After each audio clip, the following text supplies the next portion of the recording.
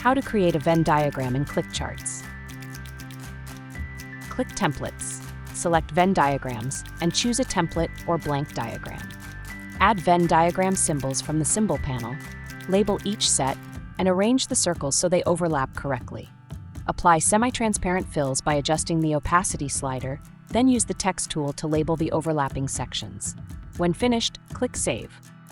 Continue watching this tutorial for additional details on how to create a Venn diagram in ClickCharts. Click the Templates button to create a new diagram.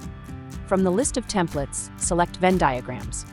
Choose one of the available templates to get started quickly, or select Blank Diagram to build your diagram from scratch. Use the Symbol panel in the left sidebar to add Venn diagram elements. Select the circle or any other shape, then click on the canvas to place it. To place the same symbol multiple times, hold Shift while clicking on the canvas. Use the square handles to resize the circles as needed. Arrange the circles by clicking and dragging them until they overlap appropriately. Double-click each circle to enter a label, such as the name of a group, category, or set. To change a circle's appearance, select it and click Fill to choose a color.